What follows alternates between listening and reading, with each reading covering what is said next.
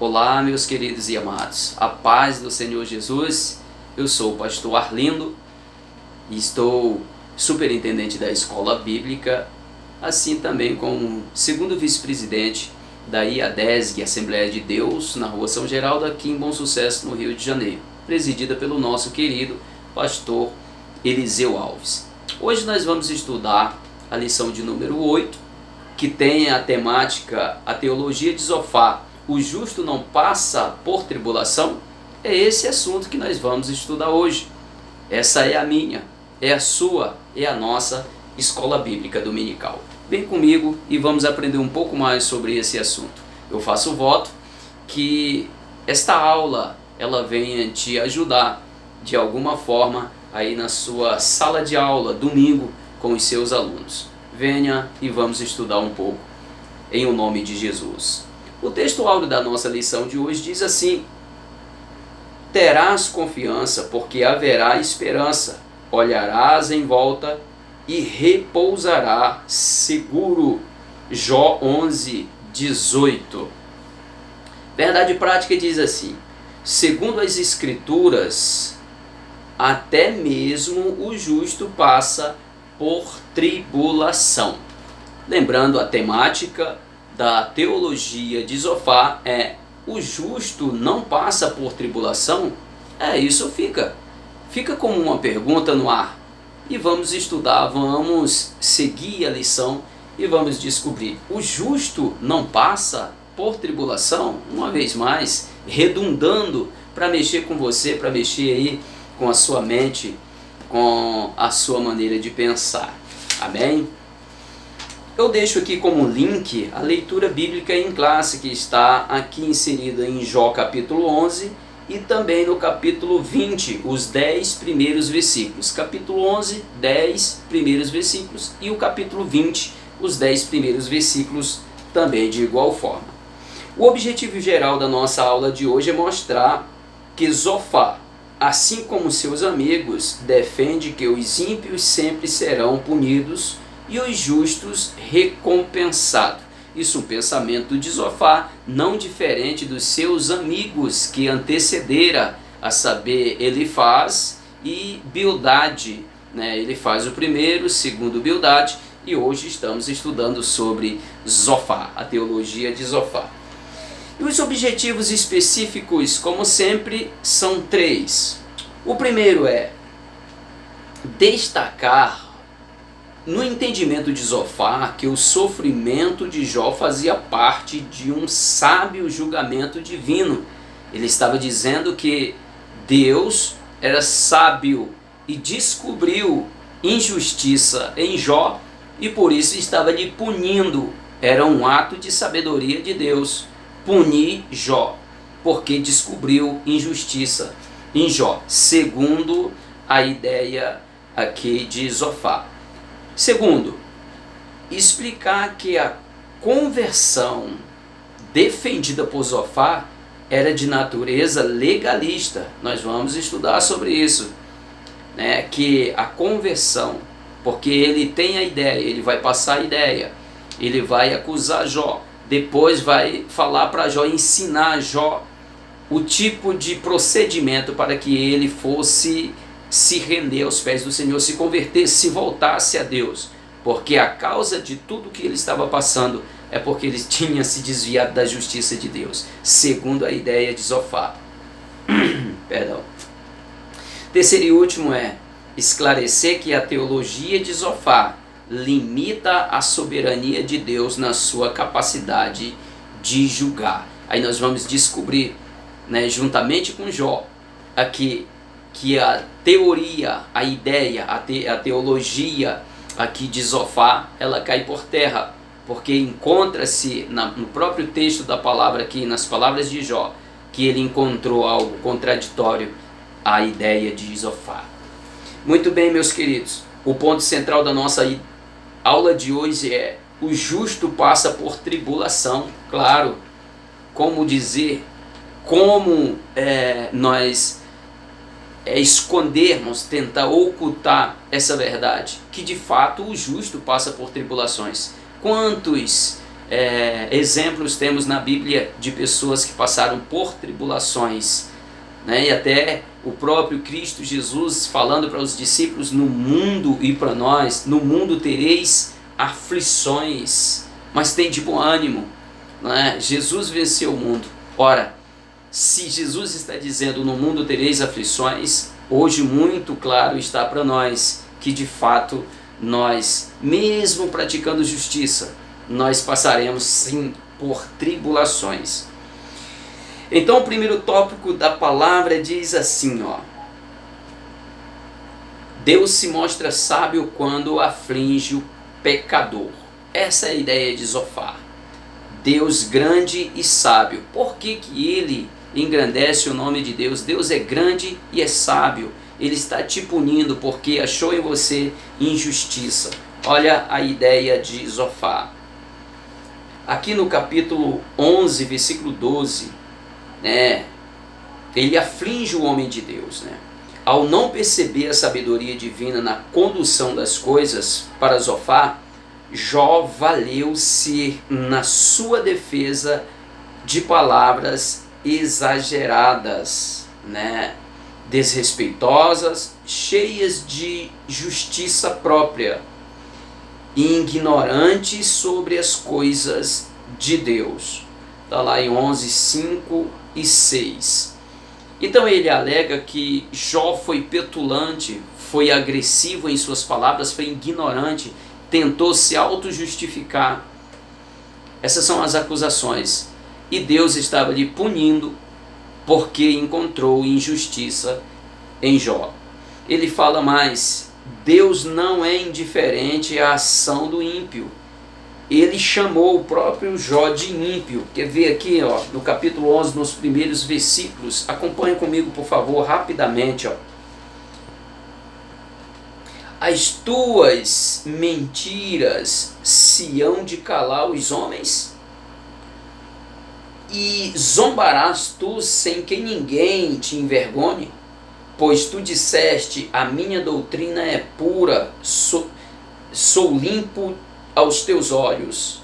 E no 5 ele diz: mas na verdade, porventura Deus, que a ele falasse, abrisse os seus lábios contra ti. Mas na verdade, provera Deus que a ele falasse e abrisse seus lábios contra ti, e te fizesse saber os segredos da sabedoria, que é múltiplice em eficácia, pelo que sabe que Deus exige de ti menos do que merece a tua iniquidade. Ele falou que Deus ainda estava punindo pouco Jó pelo grau de impiedade de Jó. Era tudo que Jó não precisava, era que ele descarregasse aquela multidão de palavras agressivas contra Jó. E acusa Jó de ímpio, de mentiroso, de injusto. É por isso que Deus, na sua sabedoria, estava lhe punindo. Mas era um homem, Zofar era um homem coberto de religiosidade. Um homem que estava cheio de religiosidade. E ele acusa um homem sem saber da causa pelo qual estava passando por aquela situação. Então nós vemos aqui, ó, tolo se passando por sábio, né? Jó reage aqui, tolo se passando por sábio. São tantas palavras com roupagem de sabedoria que nós vemos hoje, escutamos hoje, que parece sabedoria, e muitas pessoas até chamam de sábios, mas não sabem que as suas palavras, elas são tendenciosas, as suas palavras são distorcidas, elas têm uma roupagem de sabedoria, porém não passa de conjecturas, não passam de filosofias humanas que tão somente tem base tão somente nas coisas dos pensamentos, de tão somente pensamento humano, mas não são sabedoria de Deus. Então nós vamos ver aqui, ó, a sabedoria defendida anteriormente por seus amigos, né? Aí Jó 12:2. Agora, por Zofar, este juntamente com seus amigos, havia se levantado contra o legítimo representante do verdadeiro saber. Zofar, pois, pretende repreender o próprio Deus em seu discurso. Todavia, Jó está convencido de que isso não passava de charlatanismo. Vós, porém, sois inventores de mentiras, e vós todos médicos que não valem nada. Jó 13:4. Ele, portanto, está resoluto em deixar os amigos aí deixar os seus amigos para ir procurar a Deus. Mas eu ainda, eu falarei ao Todo-Poderoso e quero defender-me diante de Deus. Ou seja, Jó se cansou dos falatórios de seus amigos e disse: basta. É como se ele estivesse dizendo: basta, basta. Para mim basta. Eu vou procurar a Deus. Eu vou me abrir para Deus. Eu vou falar dos meus questionamentos. Vou apresentar os meus questionamentos a Deus. Sinto que vocês chegaram ao limite. Eu vou falar agora com quem é devido. Louvado seja o nome do Senhor Jesus. Deus é o grande e sábio. Os amigos de Jó tentam se passar como um representante dessa sabedoria. Mas ser representante da sabedoria de Deus tem que ser de fato sábio e expor essa sabedoria como de fato, assim como a sabedoria de Deus é. Quem tem a sabedoria de Deus não sai jogando conversa fora, fala no momento certo, e certamente as suas palavras levantará a quem precisa ser levantado, ou vai abater quem tem que abater, mas vem de Deus. O segundo tópico fala a convenção como resposta à aflição. A convenção como resposta à aflição. Aqui é o segundo tópico desta teologia de Zofar. E o primeiro subtópico diz purificação moral. Ora, ele alegou que Jó estava impuro. Ele declarou cabalmente que Jó era pecador, que Jó era um transgressor, chamou ele de iníquo, que cometia iniquidade. Ele alegou que a situação que ele estava passando, só haveria uma maneira dele voltar novamente a ter paz com Deus, vivenciar novamente a abundância de Deus, se ele se voltasse para Deus, se convertesse. Mas ele vai falar o passo a passo da conversão verdadeira, da conversão que ele tinha em sua mente. Vamos lá. Se Jó acata esta ideia, ele tinha passado por uma decepção muito grande. Mas só que Jó era um homem ligado com Deus. Jó entendia, estava entranhado na sua vida o temor e a obediência à justiça de Deus no seu coração. Coisas que ia muito além do entendimento dos seus amigos. Então Zofar concluiu o seu discurso sobre a situação de Jó. Ele não tem dúvida de que o patriarca está em pecado. E por isso a única forma dele se restabelecer é por meio de uma purificação moral. Porque a ideia dele é que Jó tinha caído num ato de imoralidade. Ele tinha violado a lei, a tradição moral. Tinha quebrado este laço. Ele tinha quebrado esta aliança, esse pacto. Tinha quebrado esta lei de Deus, a lei moral. E ele precisava se retratar e deu passo a passo. Então aqui ele fala como teria, ó. Ele enumera, né? Ele enumera aqui os 3 passos para que isso aconteça. Primeiro ele fala, acerta a tua conduta, ou seja, porque a tua conduta está errada.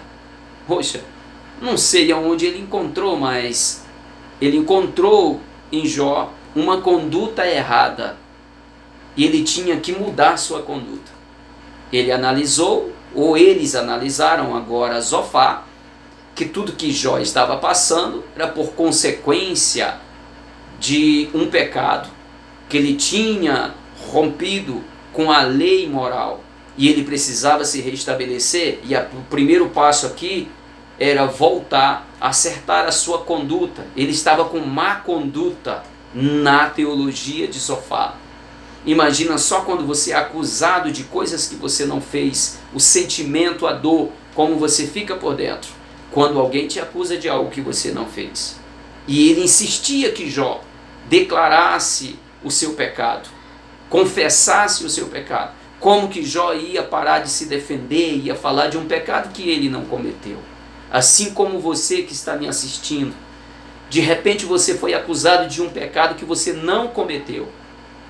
Não largue Deus, não solte-se de Deus. No momento certo, Deus, Ele se levantará a teu favor. E o segundo passo era oração. Está no versículo 13, capítulo 11, versículo 13. Ele primeiro muda a tua conduta, busca Deus em oração. Ele até sugere, busca Deus em oração de madrugada. Quem disse que Deus só vai nos ouvir se nós buscarmos Ele de madrugada?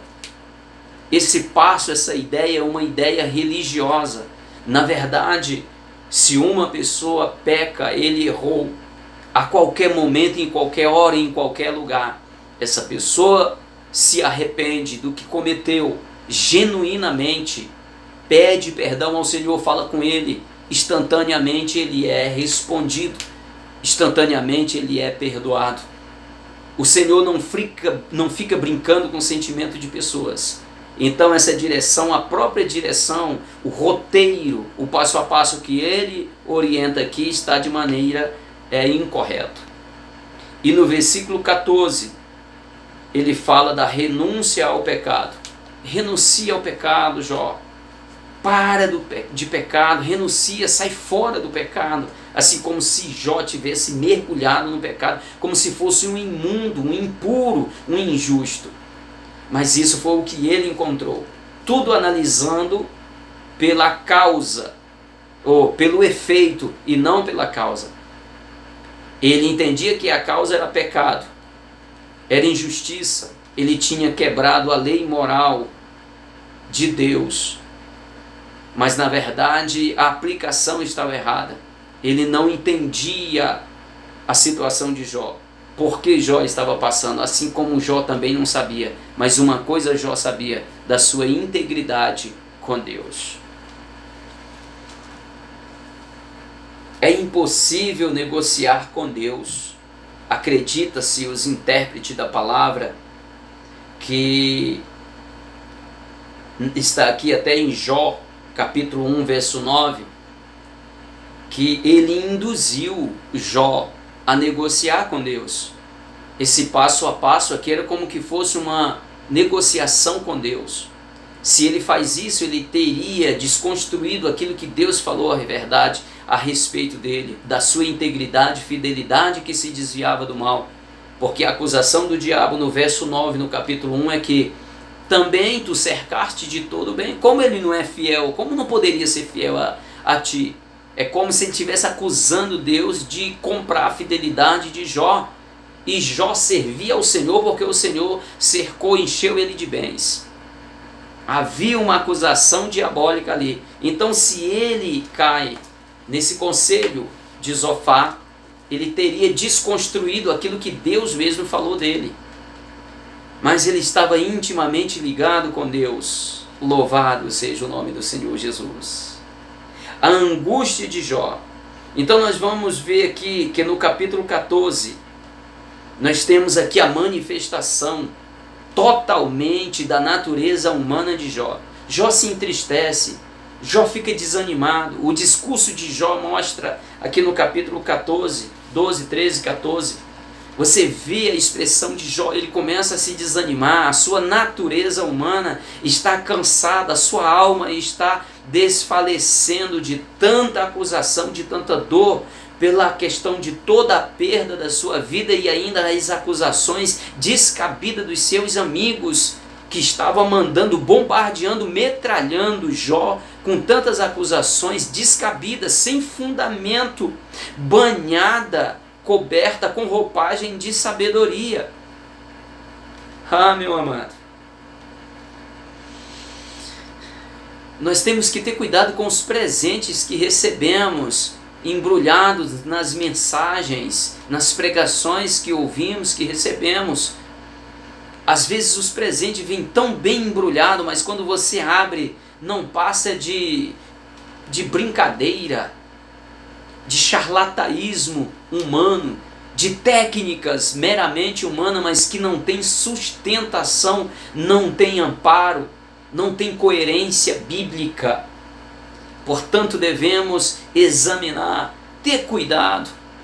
Vamos ler a palavra do Senhor, mas vamos dobrar o nosso joelho e vamos orar. Vamos pedir orientação, discernimento da palavra ao Senhor, certamente Ele nos dará. Não há nada aqui de errado de Jó expressar todo o seu sentimento, a sua natureza humana, a sua dor, o seu limite, né? a sua limitação. É um ser humano. Mas Deus, com tudo isso, diz a palavra do Senhor, não encontrou pecado em Jó. Com tudo isso, ele não blasfemou contra Deus. Vamos lá? Tópico 3 e último.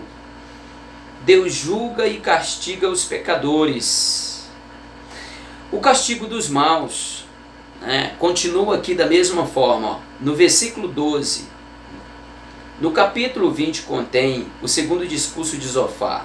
Nele Zofar lembra a Jó que a aparente prosperidade dos ímpios não passa de ilusão e dura apenas um instante. Na verdade, ele repete o que os seus outros amigos já muito vinham dizendo a Jó. Jó 25, os versículos 12 a 14 deste mesmo capítulo são usados por Zofar para comparar o deleite do ímpio a uma comida envenenada. Ela pode saciar, mas proporcionará uma digestão trágica, né? Nós vamos ver que ele compara Jó, ele estava dizendo que a prosperidade de Jó era como se fosse igualmente a dos ímpios.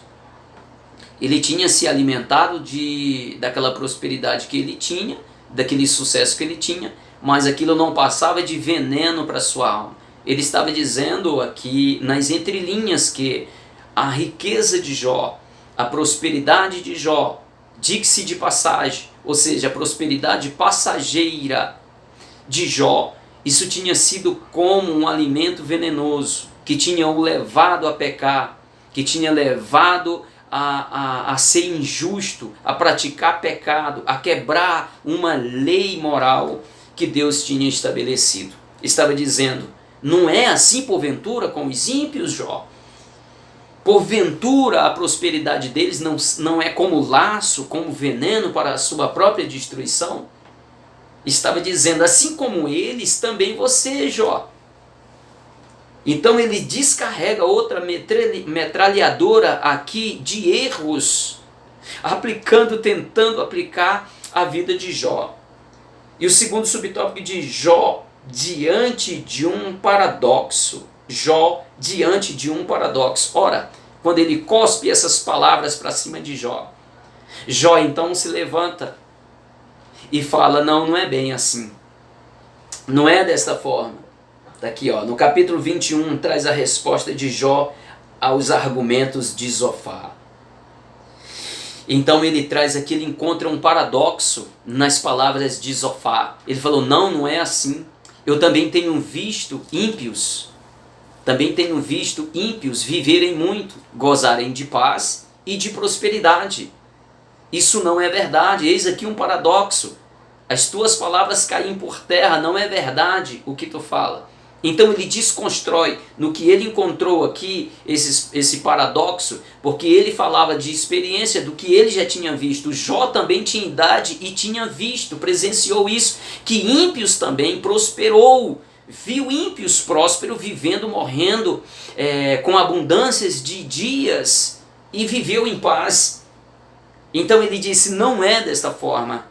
Isso não é uma regra. É por isso que ele vai apelar para Deus. Não, vai apelar para Deus, não vai acreditar, ele vai desconstruir. Além de terem a vida longa, eles passavam por seus dias em total regalia e morriam em total felicidade, como podemos constatar nesse versículo. Passam eles os seus dias em prosperidade e em paz, descem à sepultura. Jó falou isso no capítulo 21, verso 13. Na Almeida Revista Atualizada, está escrito dessa seguinte forma. Não, eles prosperam também. Então, isso não é verdade. Então a verdade vem à tona. Terceiro e último subtópico diz assim: a lei da retribuição não se aplica a todas as esferas existenciais humanas, nem explica os caminhos do soberano do Altíssimo, pois Deus também faz que o sol se levante sobre os bons e os maus, assim como também a chuva. Então a verdade vem à tona. Quantas pessoas estão sendo acusadas nesse exato momento? Às vezes pessoas que são acusadas até porque fizeram mesmo, mas outras pessoas não fizeram, ou são acusadas de coisas além do que fizeram.